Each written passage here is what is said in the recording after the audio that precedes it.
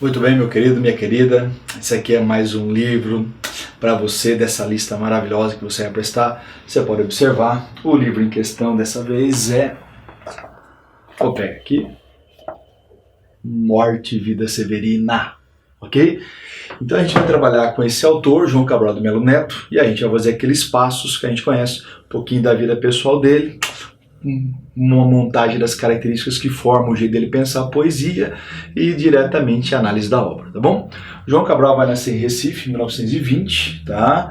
Ele vai muito jovenzinho mostrar uma afeição por futebol muito grande. Ele foi meio de campo do Santa Cruz, disputou o campeonato e tudo mais. Dizem que tinha uma carreira promissora no futebol, tá? Só que muito jovem também ele fez o curso de Direito e passou em advocacia. Em diplomacia. E como diplomata ele foi designado para ir para Barcelona. Então, de uma certa maneira, o futebol ficou pequeno diante de uma possibilidade diplomática. Um estudioso, um racional, ele conta numa parte biográfica dele, muito legal, que ele falava assim, eu tinha raiva que quando eu era pequenininho as pessoas falavam que fazer poesia era uma coisa de inspiração, tinha que ter o dom, tinha que ter a musa, tinha que ter o toque de Deus, não sei o quê. E eu acho que eu cresci tão enrustido com essa ideia de poesia romântica, que vem da alma, que vem de Deus, que não sei o quê, que eu decidi me tornar poeta assim, para provar que poesia é um ato racional, é um ato geometrizante, é um ato concreto e não tem nada a ver com lirismo, subjetividade, individualidade, inspiração. Aliás, ele falava, né, odeio que me chame de poeta. Né? Odeio que me chame dessa classificação assim, na verdade. Eu sou um engenheiro das palavras. E esse, então, talvez craque do futebol brasileiro, craque da diplomacia. Só para você ter uma noção da rodagem do João Cabral, assim, foi um menino que morou em Barcelona, Londres, Sevilha, Marsella, Genebra, Berna, Assunção, Dakar, Honduras.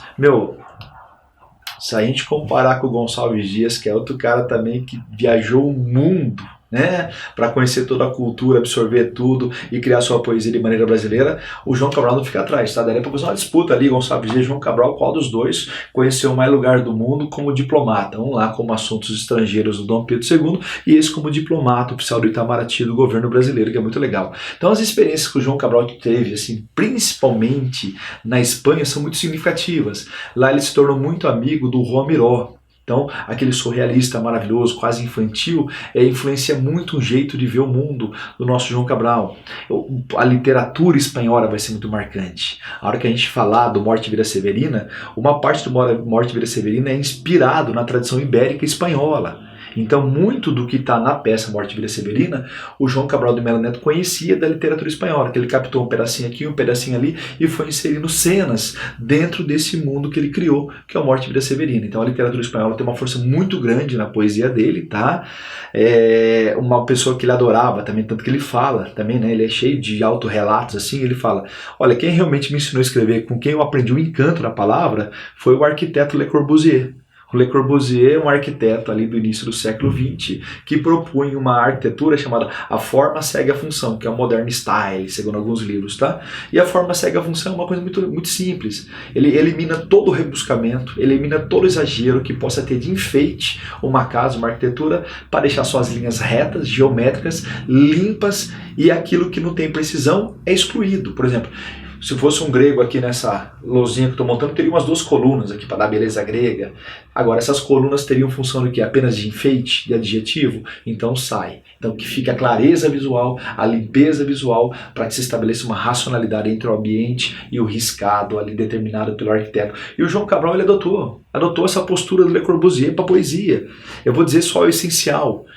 Sabe, ele elimina basicamente os adjetivos da poesia, ele busca a não metáfora. A palavra de João Cabral de Melo Neto é muito metafórica, poesia é metáfora, mas ele consegue trabalhar com palavras que estão mais no campo visual do que no campo imaginativo. Então ele não gosta muito de palavras como assim, melancolia, amor, ele fala que isso não chega a lugar nenhum, mas quando ele coloca assim uma maçã, um tijolo, que ele coloca uma parede, a pessoa que está lendo, ela consegue criar visualmente aquilo que ela está lendo. Então ele gosta muito dessa coisa concreta da linguagem. Então ele gosta de uma palavra que seja mais denotativa e menos conotativa. E isso cria uma linguagem que a gente chama de geometrizante, uma linguagem racional. Então, geralmente seus poemas não são em primeira pessoa, então ele vai eliminando o eu lírico, que eu falo, é uma marca que antecipa o concretismo. O concretismo é a poesia do João Cabral, só que realizada em alto nível. O concretismo é uma das grandes invenções da poesia brasileira, tá? Mas que tem esse precursor.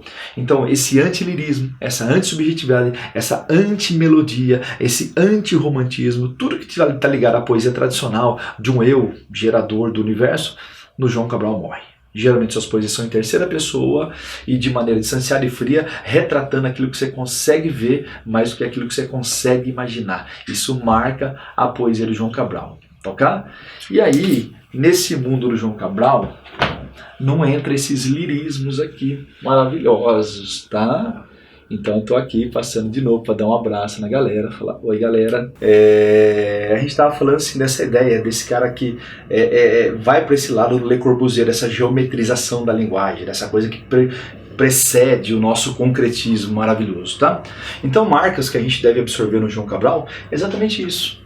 A ideia de que ele se coloca como engenheiro das palavras. Sabe aquele cara assim do que ele acredita que se você errar um cálculo, o prédio desaba? Então se você errar uma vírgula, uma palavra, um acento, de repente a poesia ela fica desarmoniosa. Então sabe essa coisa do rigor da forma, da precisão, da erudição, de palavra pensada após palavra, após vírgula, após acento, após tudo é muito racional, nada é gratuito na poesia, tá? E o que é excesso é eliminado em nome de uma clareza, de uma simplicidade, de uma racionalidade, tá? Então o engenheiro das palavras, portanto o antilírico, o racionalista, o geométrico, tá? E que nós falamos que ele cria sua poesia baseada num livro, né, chamado Educação pela Pedra. Então, por João Cabral, a pedra é a grande professora. A pedra e sua secura, ela representa o Nordeste. A pedra e sua secura, ela representa a proposta de uma poesia direta, concreta, seca, mais denotativa, mais visual do que uma poesia intuitiva, introspectiva. Então, nesse sentido, ele faz parte daquele contexto da terceira geração modernista, mas ele está longe daquela poesia introspectiva, psicológica, existencialista, surrealista, que marca aqueles poetas. Nesse sentido, é o que o diferencia dessa fase chamada terceira fase modernista, ou geração de 45. Ele tem um caminho muito próprio. Tá? E esse caminho próprio dele vai passar pra gente assim, um cara marcado pela economia verbal. Isso tem muito a ver com o Graciliano Ramos. O Graciliano é um cara que na prosa também só escreve a essência, evita adjetivo, assim. Também a palavra ela é muito visual, porque ela mostra a realidade, sem muita intuição, sem muita introspecção, sem muito misticismo, sem espiritualidade, tá? É a palavra na sua carnadura concreta, e o João Cabral ele vai muito nessa linha. Então a linguagem do João Cabral é muito elíptica. Tá? O que é uma linguagem elíptica?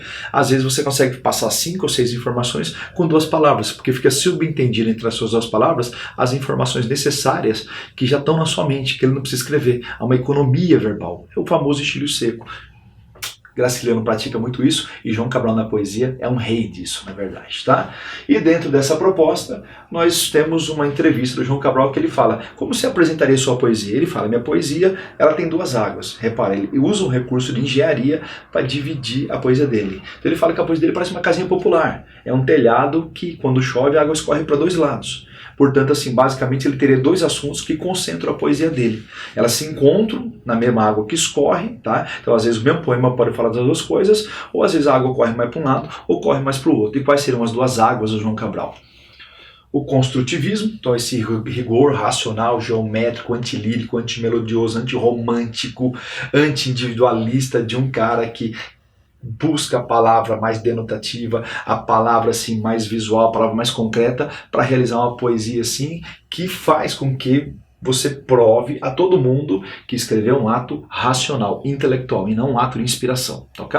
E por isso que a gente tem muito poema dele que a gente chama de metalinguístico, ou seja, poemas que acabam explicando o próprio poema.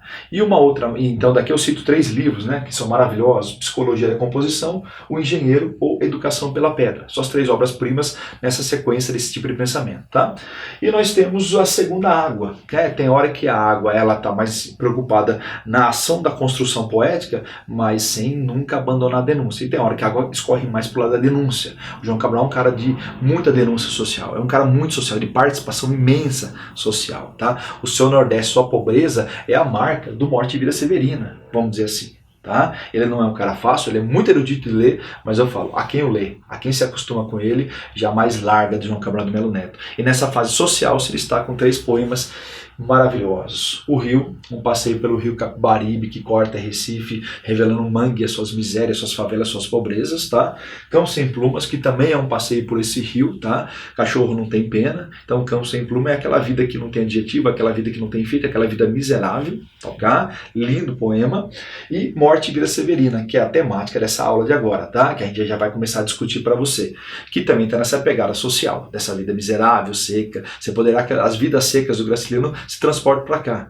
E essa caminhada do Severino até o litoral, que vai depois futuramente desembocar para o sul, é a caminhada da Macabéa, da Hora da Estrela. Então são vários livros que adotam essa temática desse retirante, que simboliza um caminho de miséria, muito mais de morte do que de vida, retratada na poesia de João Cabral. O João Cabral é uma inspiração para quem gosta de rock, né, de altíssima qualidade, de um movimento chamado Mangue Beat, criado ali pelo Chico Science e a Nação Zumbi nos anos 90, que tem essa inspiração profunda do João Cabral do Melo Neto, tá ok?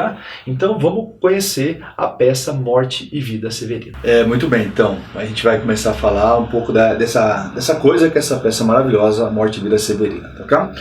Bom, um primeiro quesito assim importante da gente entender é que o Brasil estava vivendo uma situação mais ou menos assim. O Teatro Nacional Brasileiro, já que a gente vai falar de uma peça teatral, então é importante você entender um pouquinho desse contexto. O Teatro Nacional Brasileiro, ele de uma certa maneira, ele vai ter a sua origem lá com os jesuítas durante o descobrimento do Brasil, tá? Muito do Zé de Anchieta, é uma introdução do teatro aqui em terras brasileiras. Durante todo o mundo colonial, esse teatro jesuítico tomou conta de tudo, tá? Lá no século XVIII surgem as famosas casas de ópera, e no século XIX você vai ter uma tentativa de criar um teatro nacional que está ligado àquele projeto civilizatório do romantismo, tá? Então Dom João traz para cá companhias teatrais, cria para cá teatros, surgem companhias dramáticas, aquela coisa toda, continuada pelo Dom Pedro I, pelo Dom Pedro II, e aí se destacam alguns teatrólogos. No começo, muita gente da literatura, eu diria, da poesia, da prosa, tenta fazer teatro. Zé de Alencar tem teatro, Gonçalves Dias tem teatro, Álvares Azevedo tem teatro, Castro Alves tem teatro. Então, de uma certa maneira, todo mundo foi tentando fazer uma linguagem teatral naquele momento. Era um teatro meio simples, mas de acordo com o nosso contexto, tá? Até que surge um ator muito famoso, João Caetano, que vai fazer interpretações maravilhosas, e um dramaturgo muito qualificado chamado Martins Pena, que vai ser responsável pelo melhor teatro de costumes, o teatro romântico que nós temos, tá? Do meio do século XIX para frente, surge um teatro realista, aonde, curiosamente, quem se destaca é o Zé de Alencar, nosso grande escritor romântico, enquanto teatrólogo, é um teatrólogo realista, seguindo a linha do realismo francês do teatro, que é um teatro moralizador. Um exemplo do Zé de Alencar é o Demônio Familiar. Tá? E no final do século XIX surge um teatro com tendência musical, onde se destaca um cara chamado Arthur Azevedo, tá? Irmão da Luiz Azevedo, do livro Curtiço. O Arthur Azevedo, com suas quase mais de 200 peças teatrais, tá? Se destaca uma peça chamada Capital Federal. Então é um histórico brevezinho. Tá? Quando chega o século XX, se destaca muito um teatro de revista, que é um teatro assim, onde um ator vai lá no final do mês ou no final de semana, faz uma avaliação dos fatos mais importantes, faz uma retrospectiva de maneira paródica e irônica sobre os momentos, aqueles fatos, é um stand-up quase, tá? Até que, de uma certa maneira, nós temos a construção do modernismo, em 1922, a Semana de Arte Moderna, nós temos uma proposta de uma arte nova e faltava alguém criar um teatro moderno, tá? E aí que entra o Oswald Andrade, em 1933, escrevendo O Rei da Vela, oficialmente a primeira peça modernista escrita. Ela teve um problema dela não ser apresentada, mas estava oficializado, um tipo de texto teatral todo moderno, né, com propostas de ruptura do teatro tradicional, que é muito legal. Oficialmente, se ela é a primeira escrita, a primeira apresentada a um público brasileiro com uma estrutura absolutamente inovadora dos padrões até então tradicionais do teatro, é a peça Vestido de Noiva do Nelson Rodrigues, 1943, tá? Aí nessa década surge o famoso grupo TBC, Teatro Brasileiro de Cultura, o Teatro Brasileiro de Comédia, onde através de um empresário Franco Zampari formou-se uma fórmula de sucesso. Peças consagradas, diretores internacionais, atores brasileiros, sucesso de público. E deu muito certo por mais ou menos uns 20 anos, que foi o grande grupo brasileiro ali profissional da época, o TBC. Tá? Claro que existiam nesse entrecaminho desse grupo, vários outros grupos mais amadores, tá? E aí que um desses grupos, inclusive de teatro amador, caiu na graça de um diretor chamado Ziembinski, tá? Que é um polonês que veio morar aqui, se apaixonou pela peça do Nelson Rodrigues e colocou ela em cartaz. Então, oficialmente, voltando, Vestido de Noivo do Nelson Rodrigues, 1943, tá? Quando chega a década de 50 é aquele momento do processo desenvolvimentista brasileiro, o processo assim que a gente está vendo aquela cultura do construtivismo, a ideia do JK 50 anos em 5. Então há um lado urbano nosso muito eufórico com o progresso, tá? Que vai exigir uma arte mais urbana, uma música mais urbana, uma arte, vamos dizer assim, um teatro até mais urbano nesse sentido. A população urbana na década de 50 já superava a população rural no Brasil. Então toda aquela tradição mais rural que o Brasil vinha tendo nos anos 30 e 40 vai dando espaço a uma tendência mais urbana nos anos 50, tá? Só que lembra, essa geração de 45 que absorve esses impactos pós-Segunda Guerra Mundial, pós-governo do Vargas, que vai fazer um mergulho erudito, psicológico, introspectivo, para tentar entender o homem no mundo e tudo mais, vai coincidir não com o abandono, pelo contrário, com o reforço de um teatro de origem nordestina, que retrata o Nordeste, sua miséria e tudo mais. E aí a gente cria uma linha de pensamento que vem lá desde trás, quando surgiu o sertanismo romântico, né, principalmente com o livro Cabeleira, do Franklin Távora, em que ele faz uma proposta, né, tem a literatura do Sul, a literatura do Norte, né, e de uma certa maneira o Norte e o Nordeste oferecem uma visão diferente do Sul, mais europeizado, mais civilizado, vamos dizer assim. Os Dois Irmãos, do Milton Ratum, outra obra maravilhosa, faz com que muita gente comece a enviesar por esse caminho nordestino e as suas desigualdades, suas diferenças. Se nós temos uma literatura aí do século XIX que propõe um sertanismo com temáticas típicas do Nordeste, sabe, assim, com uma etnia, uma culinária, um vestimenta, uma fala e uma problemática social, ela vai ser reforçada gradativamente a cada passo, a cada fato cronológico, a cada momento da literatura. A gente pode falar que a grande explosão de um Nordeste mais verdadeiro surge com o livro Sertões, do Euclides da Cunha, aquela coisa de para de olhar para a Europa, olha aqui para dentro, e quando a gente olha para dentro, a gente vai ver problemáticas que vão levar àquele caos que foi a Guerra de Canudos, aquela desigualdade social entre o Brasil do litoral e o Brasil do sertão, tá? Entre o descaso governamental com esse povo e, de repente, o apreço que o governo tem pela elite litorânea, aquela coisa. Então, de uma certa maneira, os Sertões traz para a gente problemáticas de uma dimensão até então não conhecida. E aí, a partir dos Sertões, nasce essa preocupação de redescobrir esse Brasil, ou de conhecer esse Brasil que se forma ao longo da nossa história, mas que não entra até aquele momento nos nossos livros didáticos ou paradidáticos. E aí os Sertões, então, propõem uma visão que vai ser reforçada pelo modernismo da segunda fase. Já que a primeira fase era aquela fase antiacadêmica do Ozone, do Mário, do Manuel Bandeira, preocupados ali com um certo sentimento de criar uma cultura mais brasileira, uma linguagem mais brasileira, uma coisa que desse um basta na cultura acadêmica, reparar um olhar muito da elite sobre aquele momento de formação da cultura brasileira. Na década de 30, quando se forma a segunda fase modernista, você vai ter ali a proposta do Gilberto Freire, no Congresso Regionalista de Recife, em 1926, propondo uma literatura que mostrasse as verdades do Nordeste: cangaço, seca, miséria, descaso, coronelismo, latifúndio, folclore, misticismo religioso, e aí vai longe, tá? E o primeiro menino a adotar essas propostas de Gilberto Freire é o homem de Casa Grande Senzala, inclusive primo do João Cabral de Melo Neto, tá? Nós temos aqui o Zé Américo de Almeida fazendo o livro A Bagaceira, trazendo pra gente essa primeira obra com características modernistas, regionalistas. Aí vem a maravilhosa Raquel de Queiroz na sequência, trazer sua experiência de secas que ela teve no Ceará com o livro 15, 1930. Aí vem o Jorge Amaro trazer a problemática de Salvador, de crianças de rua, Capitães da Areia, tá? Aí vem o Zé Lins do Rego com a coisa da poderosa economia da cana-de-açúcar e o modo de vida que faliu dos senhores de engenho, a nobreza nossa rural que está perdendo espaço para a modernização do século XX, Menino de Engenho, o Fogo Morto, e entre todo mundo o nosso poderoso, vamos dizer assim, meio que antecipador da linguagem seca do João Cabral, o Graciliano Ramos, com o Paulo Honório no seu maravilhoso São Bernardo, tá? Ou principalmente aquela família de retirantes naquela travessia rumo à morte, né? De uma vida marcada mais pela morte do que pela vida, aquela vida seca, uma vida marcada pela morte, não pela vida, essa morte e vida que todo nordestino retirante tem, todo nordestino que vai virar um severino a partir de agora, tá? Que vive essa condição de vida. Repara, a travessia do Vidas Secas é muito impactante na hora de você entender o Morte e Vida Severina. Tá entendendo?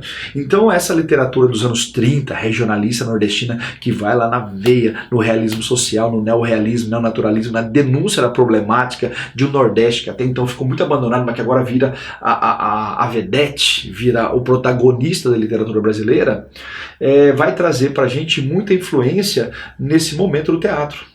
Então a literatura dos anos 30 vai cair na graça do teatro dos anos 50, porque se há um lado urbano, há uma consciência nacional, de um lado ainda muito subdesenvolvido. O Brasil é esse país de dois irmãos, de paradoxos, né? Do arcaico e o moderno convivendo o tempo inteiro, que o modernismo captou e que todo mundo faz isso. Então 3 peças que estão aqui na década de 50, que todo mundo conhece muito bem, que retratam esse Nordeste. Uma com muito humor, O Alto da Compadecida, mas não menos problemática, do Ariano Suassuna. Uma com nenhum humor, esse aqui é o teatro do não, esse aqui é o teatro, é o Vidas Secas, é a escassez, tá? Morte e Vida Severina, e ali no finalzinho dos anos 50, início dos anos 60, o Pagador de Promessa, que também faz a famosa travessia do cara que sai do sertão para ir até o litoral. Então, de uma certa maneira, essa viagem, essa marca de um teatro que retrata essa condição do Nordeste abandonado em relação ao litoral mais desenvolvido, mais capitalista, acaba sendo de repente uma marca muito grande do teatro dos anos 50. Claro que é um teatro mais urbano naquela época, uma das peças mais incríveis do Brasil foi realizada ali com a simbologia da questão trabalhista, de um pai que vai se tornar um líder sindical e de um filho que vai furar a greve proposta pelo pai na maravilhosa Eles Não Usam Black Tie, que curiosamente faz parte dessa lista que a gente está conversando com vocês, tá? Mas vai ficar para um outro papo, claro. Eles não usam Black Tie, do Gianfrancesco Guarnieri, que está dentro desse contexto do teatro dos anos 50, mais urbano e preocupado com essa coisa já de a consciência trabalhista, os direitos trabalhistas, sabe? As desigualdades sociais num plano mais urbano. Tudo bem?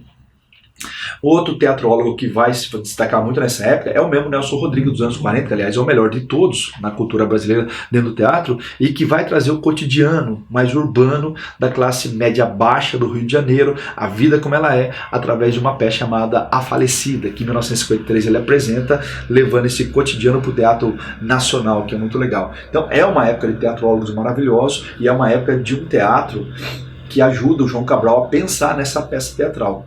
Essa peça teatral do João Cabral faz parte do momento que a gente chama de a segunda água dele, né? O realismo social, a poesia participante. E tem uma coisa em comum nos 3 livros que formam esse momento. O Rio, Cão Sem Plumas e Morte e Vida Severina representam sempre constantemente uma viagem às margens do rio Capibaribe, tá? Revelando ali a miséria de uma vida marcada mais pela morte do que pela vida, na verdade. Aliás, é uma sobrevivência, né? É uma luta para encontrar vida nesse espaço da morte. Então o João Cabral, ele nesse momento assim, se apegando a essa travessia, né? A essa viagem do espaço da morte para a vida, ele tinha uma poesia que é a marca dele, densa, culta, geometrizante. Quando a gente fala geometrizante na linguagem dele, é aquela coisa da técnica cubista mesmo, assim, ao invés de fazer uma linha reta, você cria linhas que apontam para todas as direções. Então o João Cabral, nessa literatura entrecortada, que ele faz elíptica, ele vai dando arestas e pontas de uma realidade que não permite a melodia. Então ele é um cara que quase não encontra a literação, não encontra a sonância, ele é um antimelódico, ele cria uma musicalidade dissonante, que a gente chama, tá? Até para deixar o nosso ouvido, assim, tá acostumado à melodia fácil, a ficar crítico, fala, meu, que coisa linda, a rima é maravilhoso, mas tem alguma coisa estranha, e essa coisa estranha está ligada a uma concretude que ele vai buscar. Lembra que a gente já falou de uma palavra mais denotativa? Tudo é metáfora, tá? Mas ele vai buscar aquela coisa de palavras mais visuais que levam você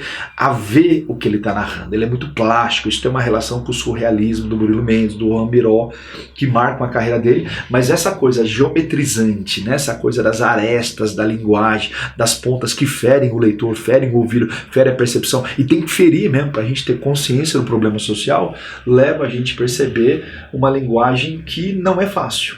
Não dá um acesso a um leitor comum. O leitor acostumado com uma poesia mais viniciana, vamos dizer assim, tá? Sofre demais ao ler o João Cabral de Melo Neto. E ele exige da gente assim uma participação. Ele exige da gente uma concentração na leitura. Ele desmonta aquele leitor assim, que está ali achando que poesia é aquela coisa fofa que vai trazer para ele ou a dor de alguém, ou de repente, sabe, aquela visão analítica, discursiva do cara social, Castro Alves, por exemplo, derramado, com descrições, detalhes, para você falar assim, realmente o mundo é injusto. Não, aqui a linguagem, ela cria no leitor um impacto. Mas o João Cabral, esse cara erudito, esse engenheiro das palavras e tudo mais, recebeu um pedido da Maria Clara Machado, que é uma grande escritora brasileira, filha de um diplomata que era muito amigo do João Cabral, se ele não poderia escrever uma peça teatral sobre o Nordeste. E o João Cabral, ele não é o cara da encomenda, ele não é o cara comercial. Só que ele conta que ele não soube falar não para ela. Então o que ele fez?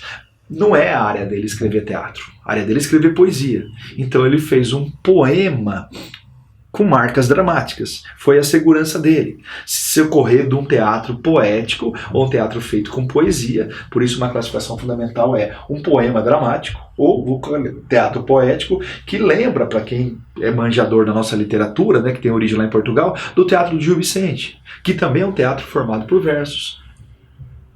É um teatro poético. Tá? Temos um momento embaçado aqui. Muito bem, voltando.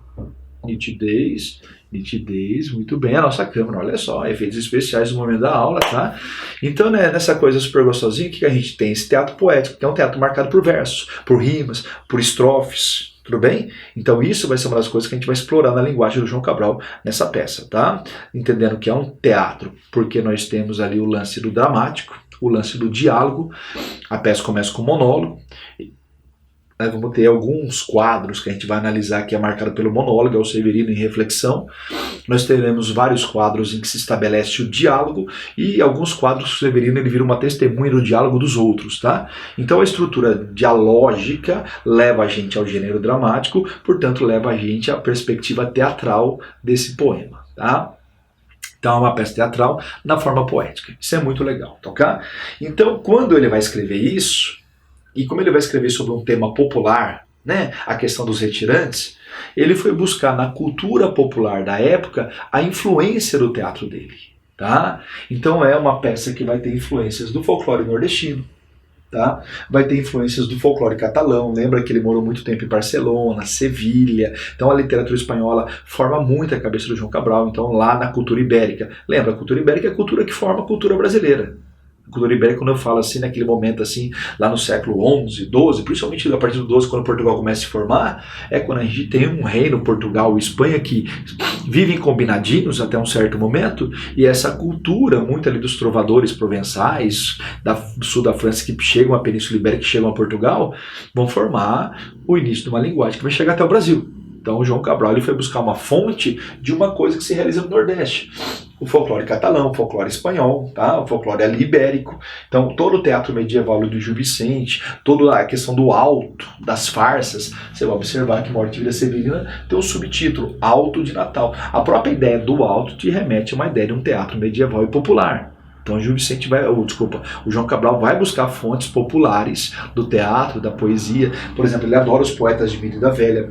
O Gil Vicente é um poeta da Menina Velha, ele faz teatro poético. O cancioneiro Geraldo Garcia de Rezende, uma parte do Camões é movimentada por redondilhos menores e maiores, que é a parte medieval dele. Então nessa busca de uma fonte popular, ele percebe que ao longo da história, o verso redondilho ele é muito mais adequado a retratar ações populares. O verso redondilho ele vai estar presente nas cantigas de roda, nas cantigas populares, na literatura de cordel. Então tudo isso forma um arsenal que faz João Cabral perceber o seguinte: bom, já que é para fazer um retrato de uma vida popular, socialmente, uma denúncia social dessa estrutura popular, o que ele faz? Né? Na busca de um poema mais fácil, tá? É levar a gente a essa percepção do uso do redondilho. Tanto que nós vamos ter 1215 versos, a maioria é redondilho maior, que é o verso de 7 sílabas. Daqui a pouco a gente vai fazer uma descrição com um trecho do poema para você entender algumas marcas que você vai guardar, que todo vestibular adora cobrar. O verso redondilho,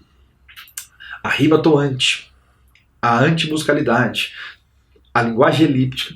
A gente já vai dar o exemplo para você ficar bem prático de como você vai entender a leitura de todo esse poema. Tudo bem? Então isso é uma marca.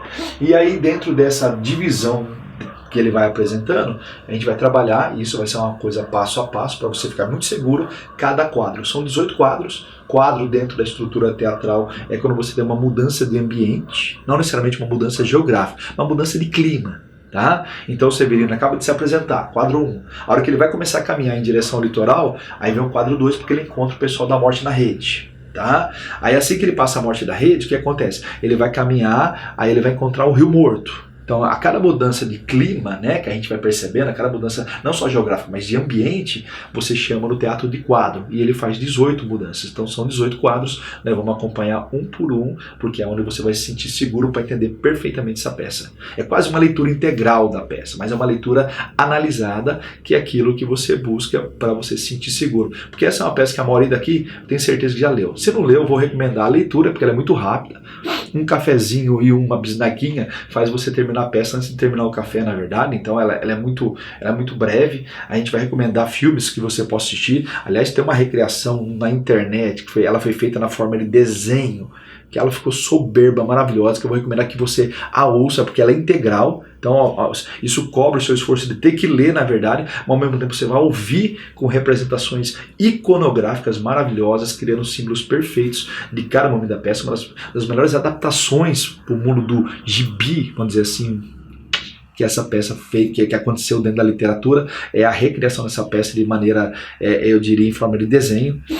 Vou passar um link aí para você ter acesso a isso, porque é maravilhosa. Tá? Eu falo assim, é uma daquelas coisas assim que você fala, você quer assistir até o final, você fica comovido, e as imagens criadas levam você a uma percepção muito grande, analítica da peça. Vale a pena, tá? Então essa peça, com 1215 versos, 18 quadros, vai trazer pra gente uma brincadeira que todo mundo adora, entender a questão do porquê Severina, a morte e vida Severina, o personagem Severino, toda essa transição que a gente vai brincar com a gramática aqui, e a questão da morte que vai em direção à vida, como entender essa travessia que ele recria. Tá entendendo? Então, Morte e Vida Severina faz parte de um contexto brasileiro do retrato desse Brasil miserável, desse Brasil mais nordestino, desse Brasil mais abandonado, que a longa tradição na literatura vem se criando e que só vai se reforçando ao longo do tempo até chegar em peças maravilhosas como Morte e Vida Severina. Tudo bem, então? Bom, uma coisa também que eu quero retratar aqui, que eu acho muito significativo, vou pegar aqui do livrinho, tá? É que, para você entender o início daquilo que eu vou narrar, né? Eu vou pegar uma entrevista que fizeram com o João Cabral, é um tanto quanto longa, mas ajuda você a entender profundamente a origem dessa peça, tá? Um crítico chamado Antônio Carlos Sequim, tá? Ele fez a seguinte pergunta: com Morte e Vida Severina, você voltou a concentrar-se no Nordeste e fez um texto de comunicabilidade mais imediata. Como você encara esse seu tipo de poesia mais fácil? Entre aspas, o mais fácil, tá? Porque quem conhece o João Cabral, a erudição dele é aquilo que eu falei, cobra do leitor um jeito de ler que o leitor preguiçoso não dá conta, tá? Ele exige uma intelectualidade muito grande, ele faz poesia pra gente grande mesmo, e você se apaixona muito pela qualidade dele, mas você sofre demais para entender essa poesia erudita que ele faz, tá? Então repara a resposta que ele dá nesse momento à pergunta da poesia mais fácil. Esse texto não podia ser mais denso. Era a obra para teatro, encomendada por Maria Clara Machado. Foi a coisa mais relaxada que escrevi. Relaxada é terrível, tá?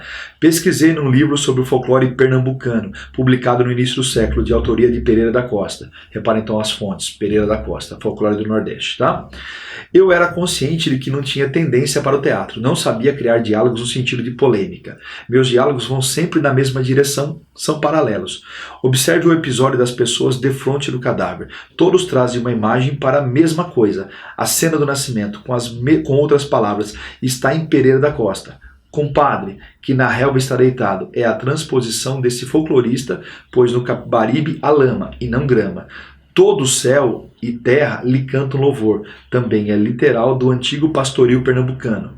O louvor das belezas do recém-nascido e os presentes que ganha existe no pastoril. As duas ciganas estão em Pereira da Costa, mas uma era otimista e outra pessimista. Eu só alterei as belezas e os presentes e pus as duas ciganas pessimistas. Com Morte e Vida Severina, quis prestar uma homenagem a todas as literaturas ibéricas.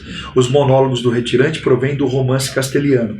A cena do enterro na rede é do do folclore catalão. O encontro com os cantores em excelências é típico do Nordeste. Não me lembro se a mulher da janela é de origem galega ou se está em Pereira da Costa. A conversa com Severino antes de o menino nascer obedece ao modelo da tensão galega. Então repara como esse texto ele é significativo para você entender as fontes populares que dão origem a esse teatro do João Cabral de Melo Neto. E agora a gente vai começar então uma leitura de quadro a quadro para você entender a história com análise crítica para chegar lá e gabaritar a sua prova, tá? Então vamos aos quadros.